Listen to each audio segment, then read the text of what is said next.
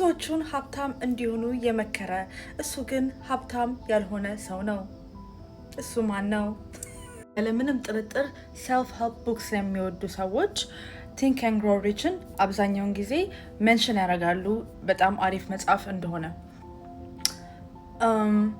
ዛሬ አሪፍ መጽሐፍ ስለሆነ ሳይሆን ናፖሊዮን ሂል ምን አይነት ሰው ነበር፣ እንዴትስ ነው እንደዚህ አይነት ብሪሊየንት የሆነ መጽሐፍ የጻፈው የሚለውን እናያለን። ሪሰርች ስታደርጉ የምታገኙት ኢንፎርሜሽን ምንድን ነው?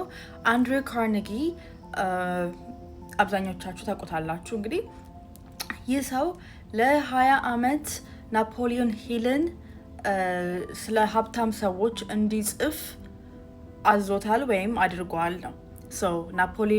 ናፖሊዮን ሂል ደግሞ 500 የሚሆኑ ሀብታሞችን እየተከታተለ ሀብታሞች ብቻ ሳይሆኑ እንደዚህ ፕሬዚደንትስ and influential people የሆኑትን ዌልዚ የሆኑትን ስፔሻሊ ኢንተርቪው አድርጎ ነው ይሄ መጽሐፍ የተጻፈው።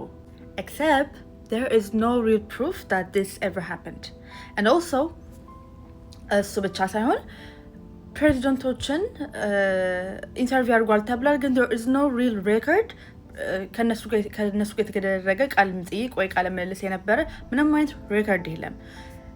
the crazy part though is like ካርኔጊ እንደዛ ብሎ ናፖሊዮን ሂልን ሲያዝ ወይም እንትን ሲል እንዲጽፍ ሲያደርገው አትሊስት በሱ ባዮግራፊ ላይ ሜንሽን ማድረግ አልነበረበት። አውቶባዮግራፊ ላይ there is no such a thing. He never mentioned ናፖሊዮን ሂል። ከመሪዎች ጋር ከነ ሩዝቨልት ጋር ኢንተርቪው አድርግ ያለው ብሎ የተናገረው ምንም አይነት የመንግስት ሬከርድ የለም ማለት ነው። እንግዲህ ፕሬዚደንትን ያህል ነገር ወይም የሀገር መሪን የሚያክል ነገር ኢንተርቪው አድርገው ግን there is no record. The guy he just says things out of the blue ነው የሚናገረው እና ኢቨን ስለ ካርኔጊ ሲያወራ ካርኔጊ ከሞተ በኋላ ነው እንደዚህ ከካርኔጊ እንደዚህ አድርጎኝ 20 ዓመት ይሄን አሳይመንት ሰጥቶኝ ብሎ ያወራው ካርኔጊ ከሞተ በኋላ ነው። so there is no real evidence. The crazy part is ናፖሊዮን ሂል ይሄን መጽሐፍ ከመጻፉ በፊት ብዙ ፌልድ የሆኑ ቢዝነሶች ነበሩት። በብዙ ብድር ሲወዛገብ የነበረ ሰው ሲሆን እንዲሁም ጓደኞቹ ዴት ከሚያደርጋቸው ከሴቶች ምናምን እየተበደረ የሚኖር ሰው ነበር actually. ይሄ መጽሐፍ ከጻፈ በኋላ የናፖሊዮን ሂል ላይፍ በተወሰነ መልኩ መሻሻል አሳይቷል። he was the biggest scammer of the self development gurus or ምናምን he was the original scammer. በዚህ አጋጣሚ ግን ማለት ነው ከቲንክ ኤንድ ግሮው ሪች በላይ በጣም የወደድኩትን መጽሐፉን አንብቤ አይደለም ኦዲዮ ቡክን የሰማሁት ያልኩለት መጽሐፍ ልንገራችሁ። oh my god, it is so amazing. okay, Outwitting the Devil.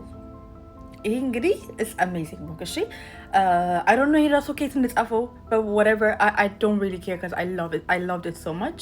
It's a conversation between the devil እና እንዴት ነው እኛን hold back የሚያደርገን። you gotta read that book. Also, I did not deny the fact that the book is good, okay? For whatever reason, the book turned out to be good. But I was just mentioning the lifestyle was a scam.